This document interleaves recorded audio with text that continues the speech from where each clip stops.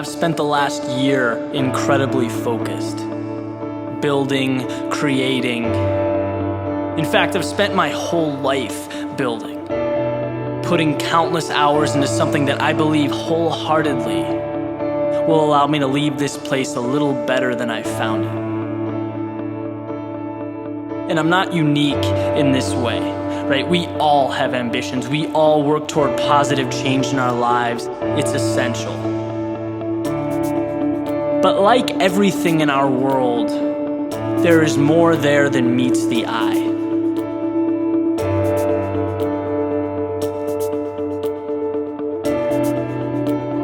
Last weekend, I decided to head over to the beach. Summer's turned to fall. I wanted to get one last trip in, kind of bring closure to an amazing summer. And I was walking around and came across a sandcastle, standing in beautiful detail, seemingly untouched by human hands after being completed, yet slowly deteriorating from the elements. And seeing this was a little disconcerting, right? You have this natural tendency to want to preserve it and the effort that went into building it. But the more and more I thought about it, the more it occurred to me that the true beauty of it all is not in the sandcastle. It's not in the towers sculpted to perfection or the meticulously carved out doors, windows, and bridges. They are only symbolic. We don't live for the final product. We live for the journey, the adventure, the joy of the process, tackling the unknown and turning it into something of beauty. That's why we get up every day. That's why landscapes, oceans, and skylines run away with our imagination. They're representative of what makes us feel alive. Sometimes it becomes extremely easy to forget that. The degree, the championship, the executive position, these things we seek, they are validation, right? But they are not life. What you do every day is life. How you turn ordinary things into extraordinary things, cherish the time you spend. There is nothing of greater importance. Sandcastles will not stand forever. The tide, the wind, a million things will assist in bringing the sand back to its original form. Just like us, its time is finite. But the joy of creating such a masterpiece can never be lost. That's why we build. It's why we create.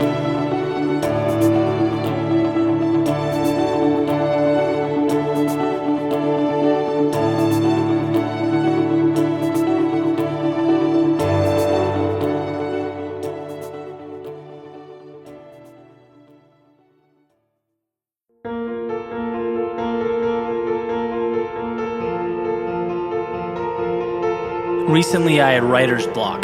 Couldn't think, so I completely removed myself from my work. I put on my running shoes and I ran. Down the steps to the front door and down the street. It was a Tuesday afternoon when traditionally we're taught to either be at work or in school. That's just where we are.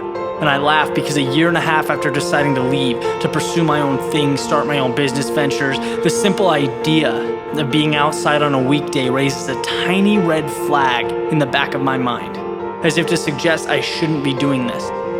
And that's what 26 years of maintaining a certain mentality will do.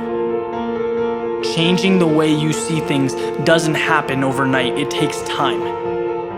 So I'm running. I'm making my way downtown with the sole thought of needing content for this next video, right? My mission was to think, to run and to think. And I ran a few blocks, right? And I'd see people walking to school, going to and from work, taking the train, carrying shopping bags for Christmas. And all these things really make you question the big picture, right? How can so many different priorities be right? Are the things we place most value on truly most important?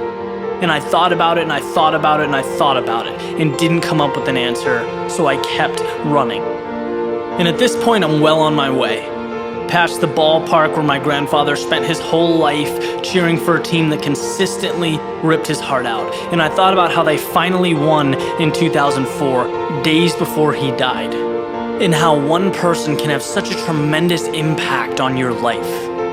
And onward I ran. I passed the library where I glanced over and my mind went right to the issues, the struggles, the challenges we face in the world today, and how so many of the answers sit right there on the other side of that wall, on bookshelves. But how we're moving away from that, right? How can anyone truly grasp the depths of history with an attention span of 30 seconds or less?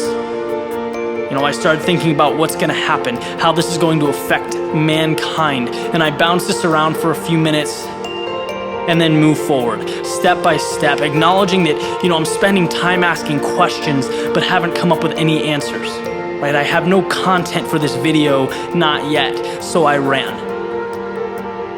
And I ran through the common where the trees have no more leaves, it's winter, everything looks dead. And this brought me back to the summer, when everything was green, when the sun was out, and I had to ask myself, did I take the time to truly appreciate that? Because now it's gone. And I made a promise that this summer, I'd never walk through the Boston Common without being grateful for it. It's a little thing, but it's a reminder that nothing lasts forever. And I figured I'd come this far, I might as well go to the harbor, right? So I continued on to the very edge of the city and I stopped. I turned around and stared directly at what I've been looking for this whole time. A skyline with hundreds of thousands of people and things and places. It was the culmination of all those little questions I'd been asking. And I realized that to know everything, to pretend to know everything, is all wrong. That's not what it's about. It's about progress. It's about learning a little bit at each stop along the way. Never allowing yourself to be stuck or closed-minded in a way that inhibits change or growth. Life is a marathon. It's not a sprint. You don't win your first mile. You win by trusting in your ability to figure things out as they come, to evolve, to adapt. And above all, to believe that even though something may not be happening right now, in the present, it can and it will be done. The finish line isn't there 2-3 miles in. You can't see it. And if you're moving solely off of what can be seen or guaranteed, you won't get there. But if you trust that each step you take is one piece of something far greater that you deserve, that was meant for you, the sky's the limit.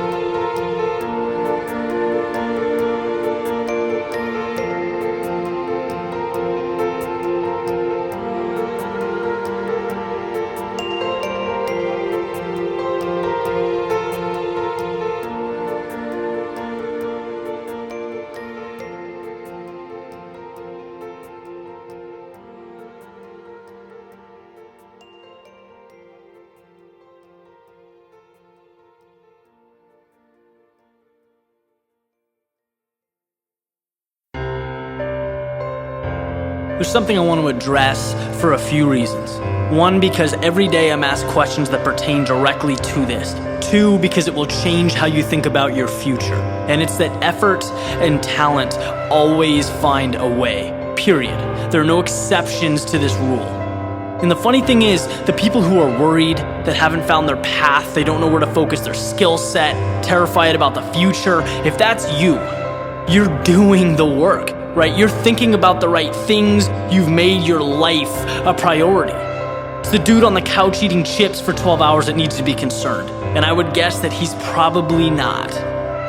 And so here's the golden ticket, right? It's that idea of repurposing your anxiety or any uncertainty you have into a sense of exploration because it's a good thing.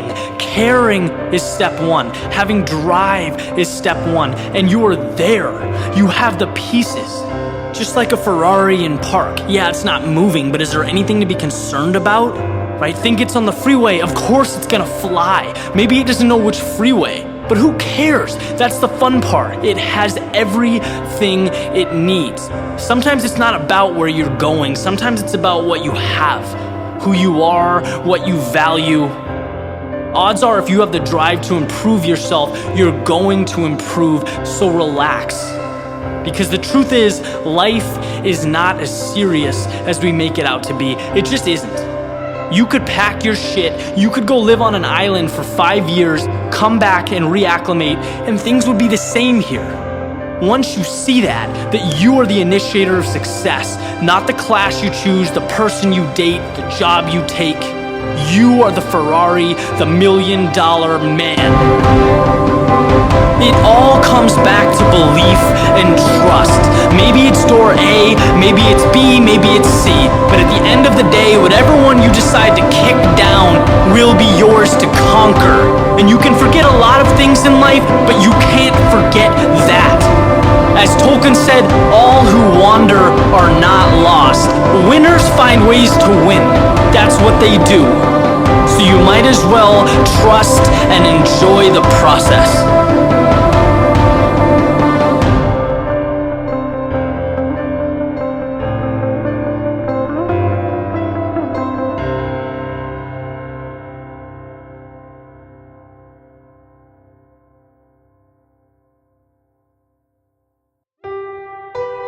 So imagine with me that it's a fall morning years from now. Right, the sun is shining through your window, you'd get out of bed just like it's any other day. Except this particular day would be different. It would be your last day on Earth. So you'd walk outside and begin reflecting on life from day one to where you are now. And in that moment, my question to you is, what would you value most looking back? I've always been intrigued by this question. Even though it's a tough one, I like it because it's a simple reminder of what's important. It brings much needed perspective. So what would that moment look like? Your last day, when you get to look back on everything you've done, right? The legacy you've made. You most likely won't focus on how tough the climbs were. You probably won't remember the battles and the struggles. What you'll remember are the moments of victory, the times when you were able to do something significant to contribute to the world, to help and be near those who mean the most to you. What we learn as we get older, as we progress through life, is that failures dissolve, right? They fade away. They provide us with the wisdom that we so desperately need, and then they disappear into the universe. It's the other piece that needs our attention. That quote we've heard 1,000,000 times about regretting the things that we don't do more than the things we do. And how fear constantly gets in the way of our potential. So imagine, right, as you continue this walk outside, that you think about your dreams, the things that fear kept you from becoming.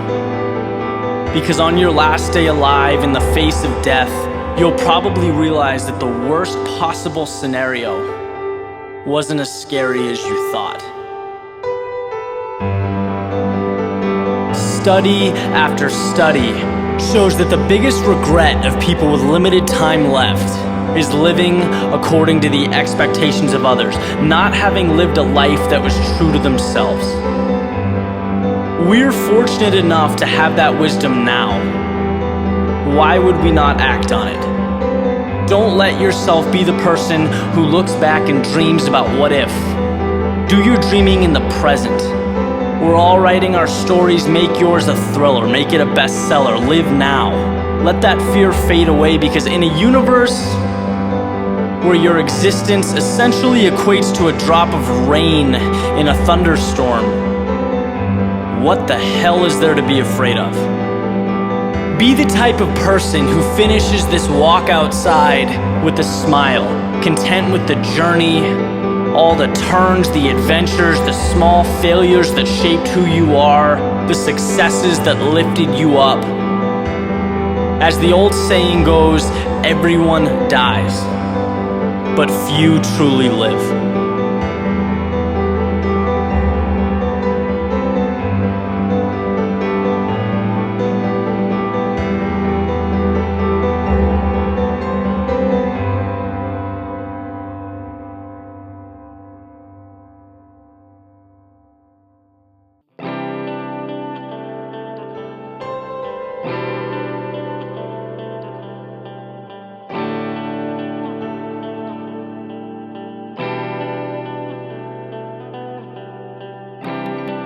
often deciding what not to do is just as important as deciding what to do. This is a quote from Steve Jobs related to his return to Apple in 1997, when the first thing he did was reduce the number of Apple's products by 70%. So how is this relevant to you? It's relevant because clarity is key to accomplishing anything in life, having clear, distinguishable goals. Our lives have too much clutter, and amidst the chaos, amidst the confusion of everyday life, we become consumed by things that do not help us, do not move us forward. Think about everything you did today and ask how much of that will have a positive impact on your dream. How much of what you did today chipped away at creating a better you for tomorrow? Simplify. Simplification is key. You need to be able to draw a direct line between you and your goal. Stare it in the face. In a reality where time is our most valuable commodity, we can't afford to be unsure. We can't afford to walk in the dark, to stumble around hoping for an answer. We need to be clear, methodical, have purpose. In a lot of my talks, I speak about eliminating things that make you unhappy. Well, the other piece of that is sometimes we need to eliminate the things that create short-term happiness, that provide that quick blast of dopamine, that quick distraction. We don't need them. There's never going to be someone who accomplishes their lifelong goal and then looks back and wishes they spent more time on Facebook, wishes they texted more, wishes they spent more time surfing the internet. These things are clutter. They're the antithesis of success because they constantly derail progress. There's studies that show we currently change tasks every 3 minutes. And allowing these distractions can cut productivity by 100%.